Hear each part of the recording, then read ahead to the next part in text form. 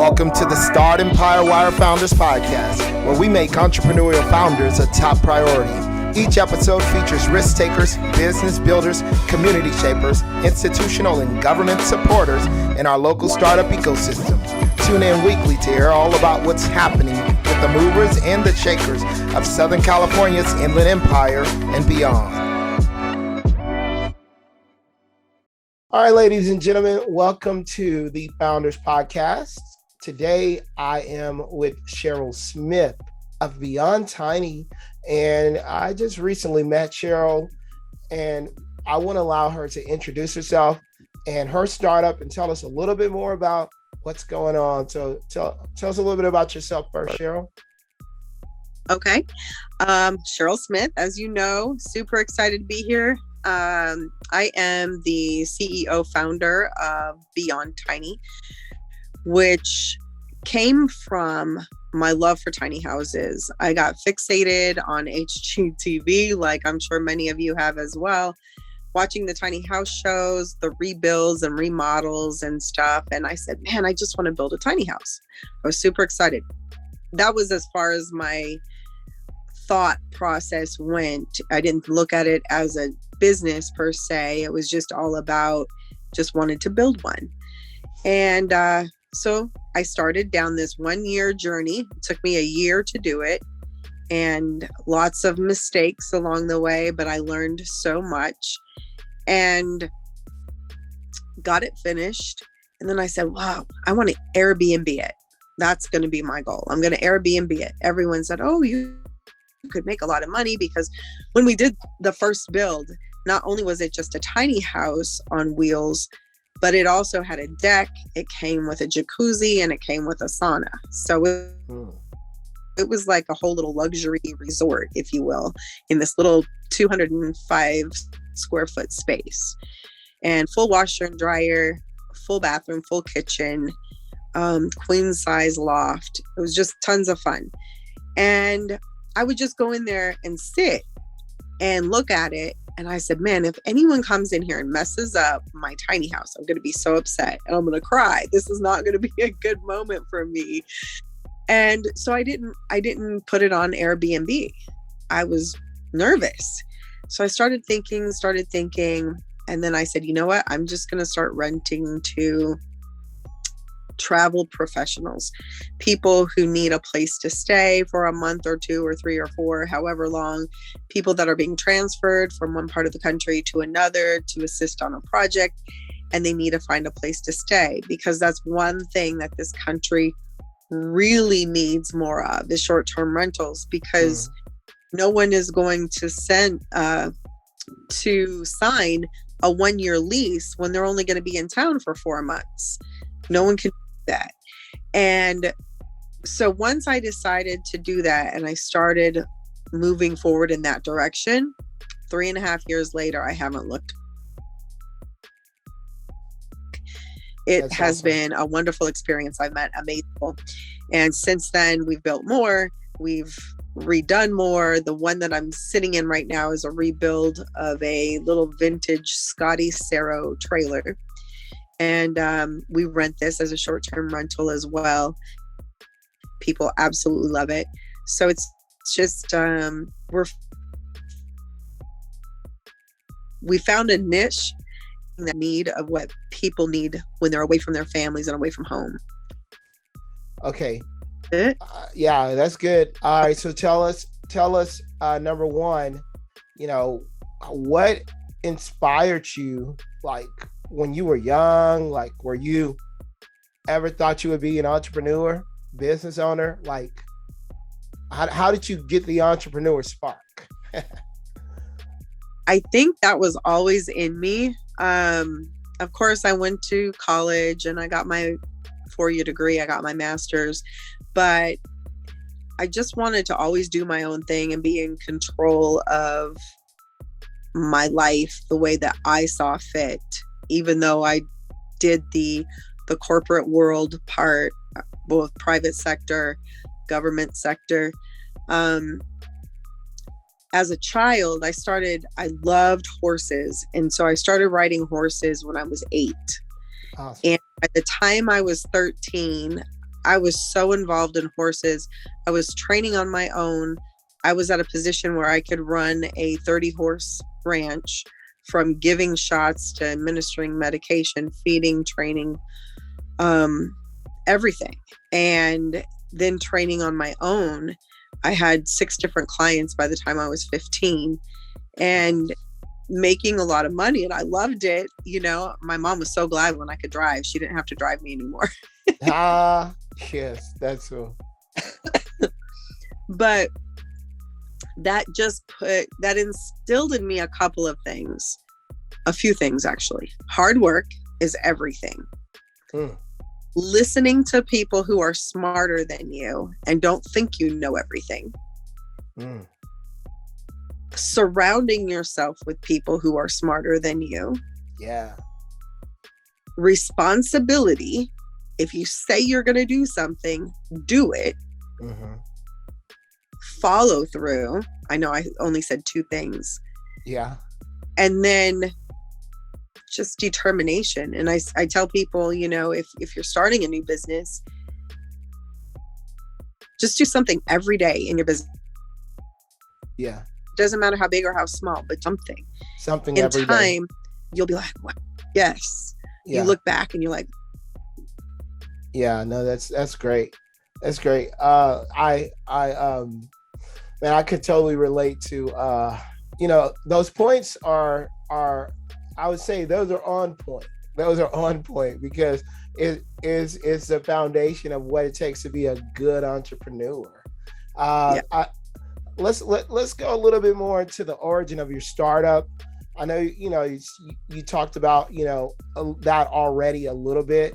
So, inside of the circumstances you already told us about, or how you began, how did you really extrapolate the idea from, okay, I just want to build a tiny house, and now I want to do multiple tiny houses, and yeah, tell us a little bit more about that.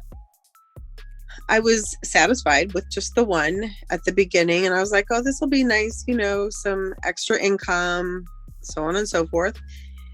But then the requests kept coming, for, do you have any availability? When are you going to be free? I love your tiny house. And I, need to build more. I need to have more short-term rentals. There's such a huge need that we're missing. I've met people through this experience who will turn down contracts, who turn down jobs because they can't find housing. Ooh. And that's everywhere. And these are people that travel from all around the country, but if you can't find a place to live at the end of the day, then, it's really a moot point. And even if you have a per diem from your company for your housing, if you stay in a hotel, you're looking at least in a decent hotel, $120 a night. Well, that's over $3,000 all day long in a month's time. And if your stipend is $2,500, now you've got money out of pocket that you're having to pay to cover that short-term rental. And we can provide quality, luxurious, short-term rentals for travel professionals. It's a win-win. We'll always be full. We'll always provide this service, and everyone will be happy. That's a good service. So tell me a little bit more about where the location of where these homes are that you're actually putting together, and are you working with any manufactured home facilities? I know there's a couple out here. One is named Back Porch Homes, and then I can't remember the other one. I think Plant Prefab or something like that. Yeah, there's a few out there. There's some that are up north that are really nice as well. I haven't gotten into the manufacturing portion as far as working directly with a builder, because I have my own contractor that I work with. However, because the need is growing and more people this is kind of where my business has started to turn a little. And a lot of people are coming to me saying, how can I do this? How can I get into this? They just want to put one in their backyard, and have some and excuse me. And there's some new legislature that California specifically. I was going to ask you about that as well. Yeah, they've changed. Governor Newsom's changed a bill, or signed a bill, I should say, that allows for tiny homes per se to be put into a backyard without all of this extra permitting that you have to go through with the city. Because what happened was, when you would go from city to city, each city was creating their own rules. This city would let you do it, this city wouldn't let you do it, and then you would have to wait 12 months to get an approval. And it was just such a cluster of mess that with the housing shortage like it is, that's where Governor Newsom said, what can we do to fix this? How can we solve this problem? And we're going to make it to where you can put, it's equivalent of up to 6 different ADUs, which are alternate dwelling unit, is what for on someone's property, without going through the headache of rezoning. And with that being said, that's where my business has started shifting, and people are saying, Cheryl, how can I do this? And I'm doing so much consulting work, and working with people on their projects in their backyards, working with their contractors, helping them find contractors, electricians, plumbers, the whole 9 yards. Wow. So that start seeing that short-term rental revenue themselves to help pay for their kids' college education, or pay off credit card debt, or whatever it might be, just to put money in their pockets. That's great. That's really great. And I'm glad you brought up the legislation. That was one of the questions that I was going to bring up as well, because I know when it came out, it may have been like 2020 or something like that, January 2020. A lot of different legislation came out. That was one of them. And there's a couple of smaller tiny house manufacturers who I've been in touch with, and I knew that was going to be a boon for their business. They were like, Back Porch Homes is one of them. They're in San Bernardino County. Yes. And you are, tell us again where you're located again right now. Right now, I'm in Victorville. I'm in the high desert, so I service the high desert, and I have short-term renters that travel, I'll say, anywhere from Barstow to Redlands to Ontario. That would probably be the circumference of my travelers, because they don't want to spend all their time commuting. And God knows, if they're from a small town and they hit California freeways, they're going to be scarred. Yeah, no, absolutely. Especially the 91. Oh, God. Man, all of them anymore. Even here in the high desert, I've lived up here a long time. And one of the nice things about it was just quiet, and anymore, if you leave the house just to drive from where I'm at, just to Apple Valley, can be a 40-minute drive. Oh my God. Oh. Just because of traffic and light. Yeah. It's crazy. It's not freeway accessible, so you have to go through the city to get to the other city. And it's like, wow. I'm not living in LA, I don't think. Yeah, right. Well, I haven't been out to that region as much. I plan on being out to Palm Springs on the 28th for a pitch competition, but man, yeah, you're letting me know. Oh man. Okay, so Palm Springs a little bit different direction, but it's a little bit different. Okay. Yeah. You won't have as much headache there as you do here. Oh, good. Okay.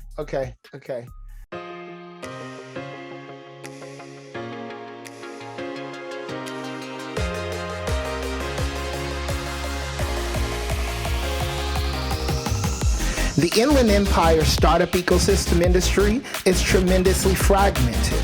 A few top-tier hubs, San Francisco, Los Angeles, and San Diego, are well covered by media, events, and data platforms. Finding reliable information relevant to startups or the tech industry in the Inland Empire is extremely difficult. As a result, startups can't scale fast enough. Investors are having a hard time finding the right deals, and corporates can't find the right companies to partner with for their innovation activities. Startempire Wire, the leading Inland Empire startup publication, is providing the Inland Empire startup ecosystem with the most accurate, engaging business and financial data, events, and news. Our reach of entrepreneurs, C-level executives, angels, VC investors, startup employees, key management at innovative corporates, and big tech is the solution for your B2B or B2C needs. As we build out our platform, we're looking for partners. This is your opportunity to get in on the ground level. If you're looking to align yourself with the local and growing startup and tech ecosystem of the Inland Empire, we have created the platform to get your name noticed and the opportunity for you to grow the recognition of your brand. Contact us today for availability and pricing options. We look forward to our partnership with you.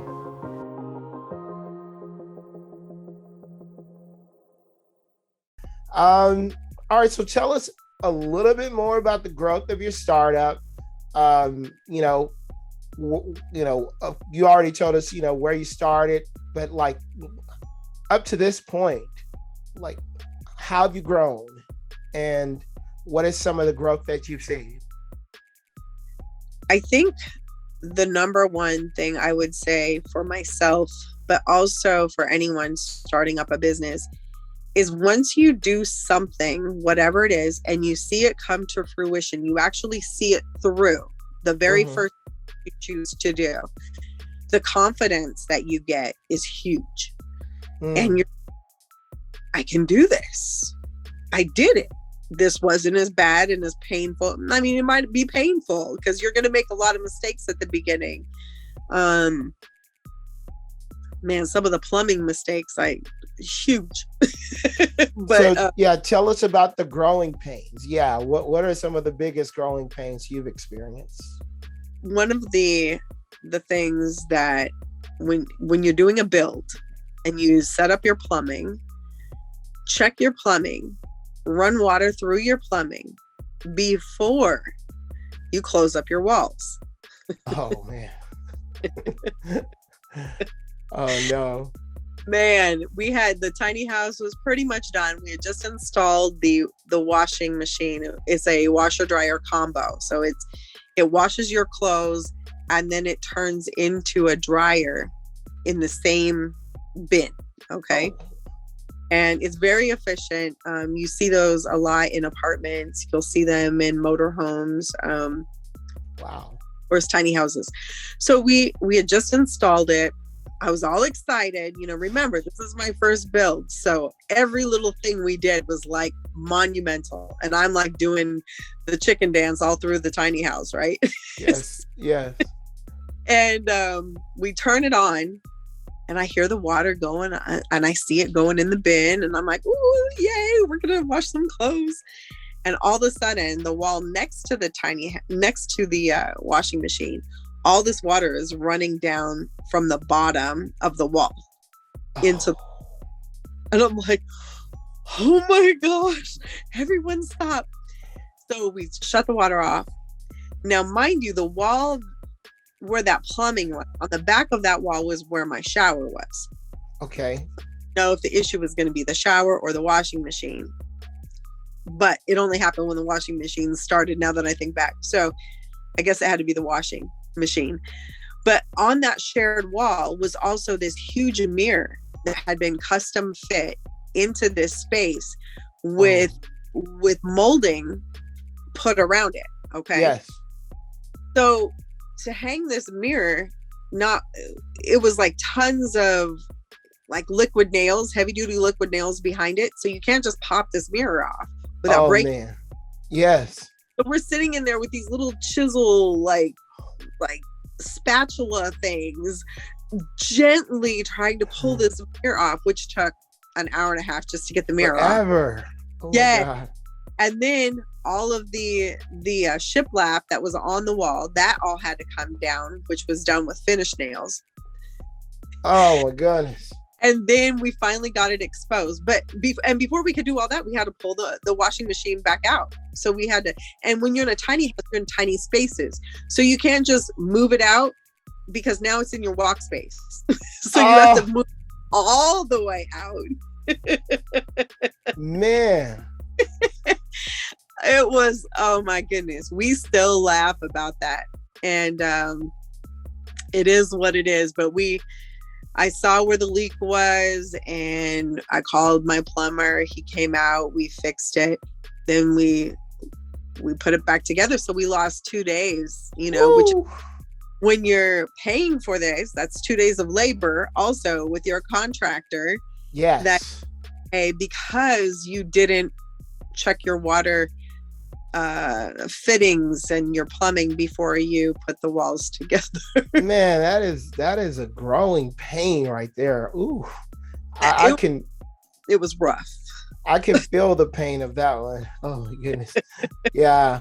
So trial and error on that. Well, I mean, you never done that again, I'm sure. No. And yeah.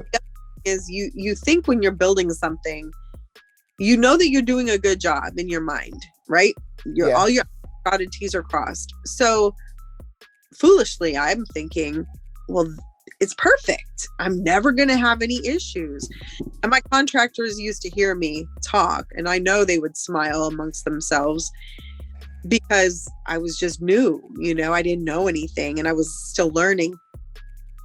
It's not a matter of if something's going to happen. It's a matter of when, because it just is. Even in this build that I'm in right now, one of the young ladies who was staying in here, she's like, Cheryl, I think there's a little bit of water that's seeping under the, at where the door closes for the shower. I said, oh, okay. I didn't even question it. Just got my contractor, came in, we fixed it. And it's just because things shift, wood expands and it changes shape, and the door hinges might loosen just enough to make that door not close right, and it's just wear and tear. It's just the beast, Yes. The other thing I say is, take, whether you're doing a build project or you're doing any kind of a business, take pictures, take tons of pictures of everything that you do. For me, as far as building goes, because we are doing tiny houses and they're not the norm. When something does go wrong, I can pull up pictures to see where the framing was. Where is that electrical line run? Where is that piping run? Let me go back and look at the pictures. And it just saves you so much time and money if you have a photo journal of your process. Okay. No, that makes sense. So at this point, when you guys are building out these tiny homes, are you building them for customers, right? So it's kind of a consulting right now, kind of that kind of a mix. Are you guys looking to, when you build them out, are you guys bringing in investors who maybe, you're trying to scale this process up? Yes, we are trying to scale up. Legislature having changed will make that a little easier, because what I found is a lot of cities don't understand tiny homes, and so they don't want to let you build tiny homes on a vacant lot. Even with the legislature, you still have to have one unit that is at least 1,200 square feet. Oh, okay. So then you can put these additional ADUs on the property. So I can't just go buy 5 acres and put 20 tiny houses on it, because one of those properties has to be at least 1,200 square feet. Oh, interesting. Okay. So in investing, I had tons of investors that were saying, man, we want to work with you. We love your ideas. They saw our business plan, financials, so on and so forth. But when we were getting constant pushback from the various cities, and the county was even harder to deal with than the cities were. There were there were people trying to do rezoning that were spending tens of thousands of dollars, and we're 2 years in and still don't have an approval for rezoning. And those issues, become frustrating when you're trying to expand your business, because you just want someone to play ball with you and say the win-win. And if we build a tiny house complex per se of say 15 tiny homes, that's revenue into any city, because those people are coming here to work and they're coming here to spend money. They're going to your grocery stores, your gas stations. They're going to, I used to laugh at a couple of my girls. Every day there was something either from Amazon or I'd see them with bags from Ross. Oh. So that's money that's going into the city, know. I'm hoping with this legislature that will help some of the pushback that we were looking at when we were first looking at this about 2 years, year and a half ago. That was before legislature changed. And are there any current bills on the docket that are gonna target that you know of? No. Not sure. Okay. No. This was a major win for people wanting to build ADUs, which is why I didn't plan on going into consulting. That was definitely not my plan, but it happened because the way with legislature changing, and people seeing what I was doing, it was, people wanted to do that. They saw opportunity for them to become these little entrepreneurs in their own backyard, and make some additional income. And why not? Because the average traveler, I'm going to say 85% of them don't want to rent a room in someone else's home. Even though there's a lot of people doing that, there's people doing that all the time. But at the end of the day, if you've been working all day, you're tired, you've been out on a field assignment, or you've been in an office, or you've been doing budget meetings all day, you just want to come home, take your clothes off and chill on Hulu or something. You don't want to encounter other people. Yes, you don't want to have to get mad because someone drank your milk out of the refrigerator. Yeah, right. And so that's one thing. Everything that we have is a private unit that has its own washing machine and dryer, full bathroom. So they have all their luxuries of home in a luxurious setting. And so through just talking to people started, well, can I call you? Can you show me what you're doing? How can I do this? Sure, no problem. And then we were featured on a TV show too. That was pretty cool. That's cool. Which one? Was it an HGTV show or what? I don't know if you'll have to bleep this, but wait, don't say it if it's something that you're under NDA for. It's okay. It's it was on the Fuse network. Okay. And it was called That White People SH. Oh. Well, it sounds like an interesting show for sure. Is it like a HGTV type thing or what?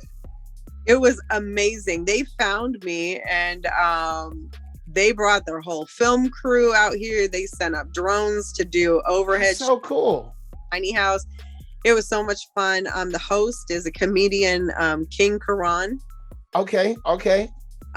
He was funny as heck. He was, we had great time. And it was, I'm trying to think. I want to say it was a year and a half ago. The episode was called The Environmental-ish. Oh, love it. And it was because we have a composting toilet in our first build. And so I've learned so much about composting toilets, way more than I thought I ever would. That's so cool. And they were really intrigued by that. And we ended a whole show on it. Wow. I love it. It was That's fun. cool. I'm gonna look it up. It up. Yes. I'm sitting here like, man, this is great. So most of the tiny homes you guys are building are, luxurious. They're really welcoming.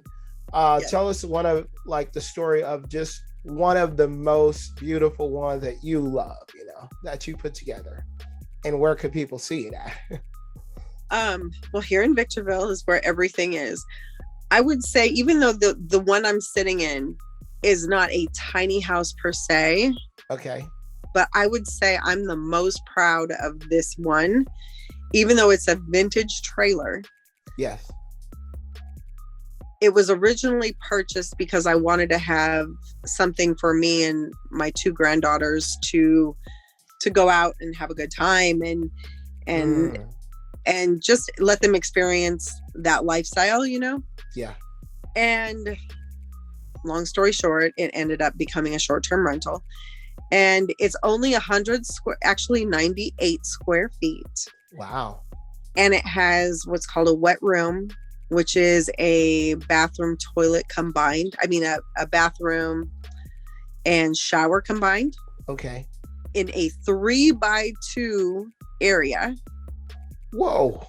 Oh my God. It's kind of like a mobile home, almost like a mobile home, right? Yes, it's very tiny, but it has a washing machine. It has this little nook that you see right here, where I'm sitting with a table,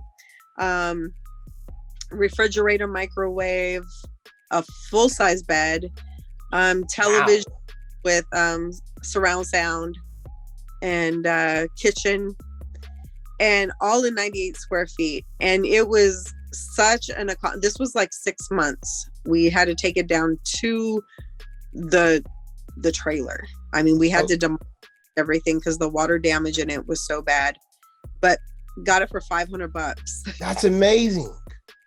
And we did the recessed lighting in it. I mean, it was just so much fun to see this come to fruition, and the excitement that I get when a new tenant walks in and they're like, yeah, like, yes.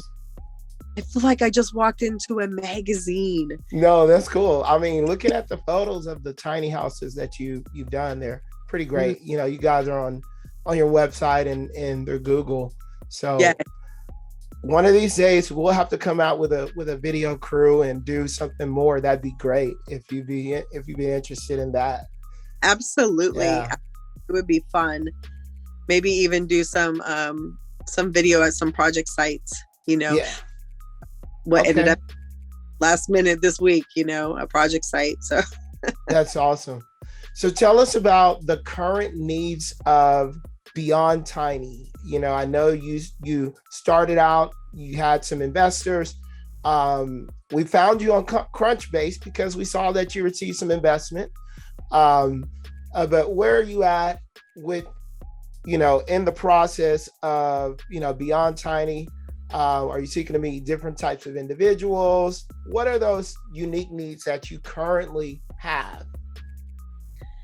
I think the biggest one is we've created a set of 7 floor plans that are very unique, very different than most of the tiny houses that are out there, and looking to partner with some builders. We talked about COVID is the blame for everything, right? Yeah. But I will tell you, during this process, finding good contractors and builders and finishers, not just people who say I can build a house, but finishers who can do the detail work and who can think outside the box when you say, when you're in the middle of a design and you say, hey, I want this. That one broke up a little bit, Cheryl. It broke up. So you said you want you want builders who can think outside of the box, and what else? That can do the finish work. Yes. And that's been really difficult to find. I'll interview some people, they'll come out to a site, and 5 minutes in, I'm looking at them going, they don't know, this is a hammer, this is a nail, these are screws, this is a leveler. it's just crazy, and to find people who actually work. Yes. And so when you have a demand that is there, but you can't find the expertise to follow through, that's been a huge setback for us. Oh, wow. Okay. We can build as fast as the builders we have working for us. So you're looking for some expert builders. Yes. Okay. Yes. And then work with some of the builders, you know, because I like to have my own set of builders, but then I would also like to partner with some other tiny house builders also. So looking to venture that area with some of the floor plans that we have that are really unique. And some of the investors that I've dealt with, that I've shared some of that information with, they're like, man, we love it. It's like the Martha Stewart of tiny homes, you know. That's awesome. Well, yeah. I know, you know, I mentioned two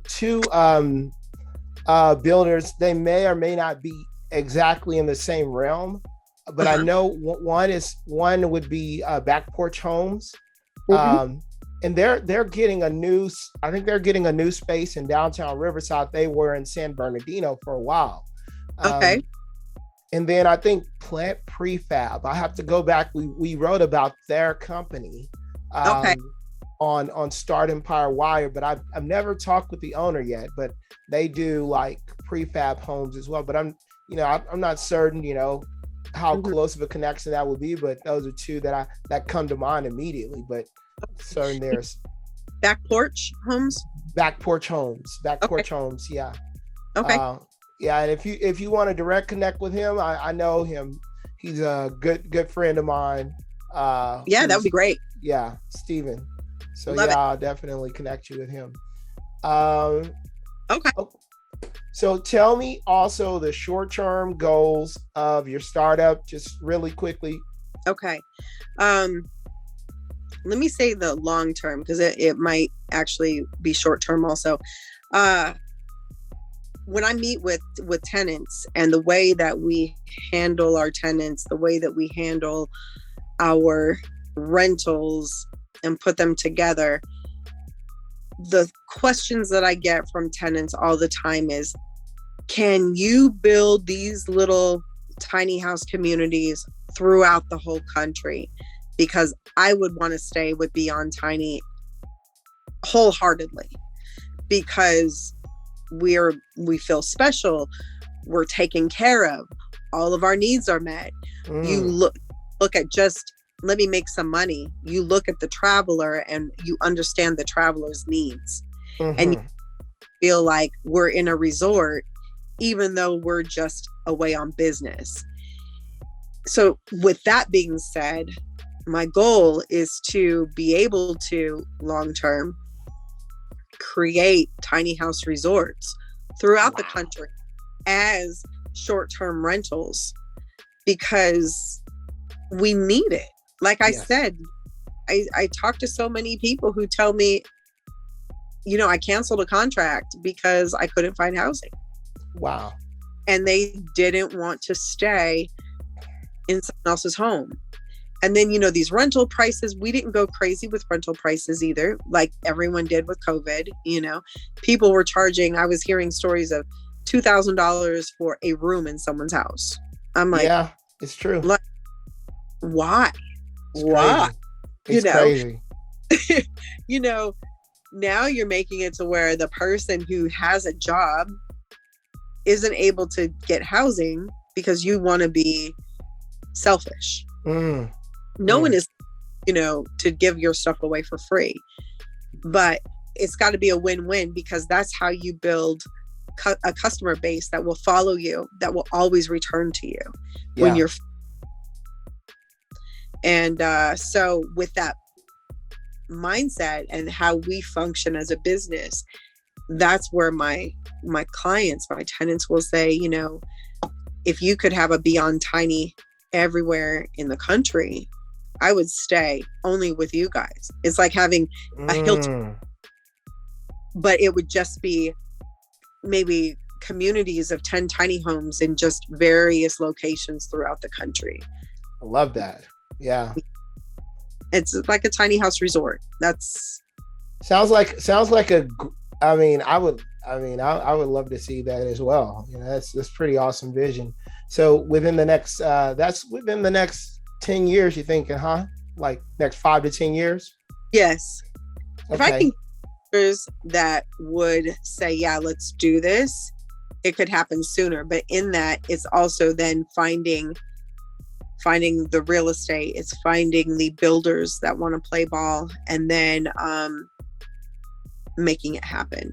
Hmm. And as the builds with the floor plans, that's really more toward, because the way that they're designed, it's more toward individuals who, like myself at the beginning, just wanted a tiny house, but I didn't know where to start. I didn't know what was important to me. And these 7 tiny houses are based on the personalities of people. Nice. Versus just a tiny house that has a full kitchen, full bathroom, and a washer and dryer, you know. So tiny house resorts. Okay. So that's the major long-term goal. Yes, absolutely. And imagine having a bunch of Hiltons like around the country, but like we see, but they would be beyond tiny, and there'd be these resorts, but only specific to short-term rentals for professionals. Okay. That would be the goal. And in the midst of that, more short-term goal would be just helping people find a way to get additional income in their pockets by having a tiny house in their backyard and getting some of that short-term rental revenue. Oh, okay. That's a beautiful thing. Yes, everyone likes money. Yeah, absolutely. All right. Providing So, at the same time, it's a win-win. yes. I mean, beautiful, luxurious tiny home plus an income. Yep. That's a win-win. All right. So Yep. finally, tell people where they can find you and your startup on the internet. All of the locations, websites, anything like that you have. Okay, you can go to beyondtiny.com. You can find me there. You can find me on LinkedIn. You can find Beyond Tiny on Instagram, Facebook, which is like one and the same nowadays anyway. I like Instagram better, I think. And yeah, Crunchbase also. You can find me in a lot of places.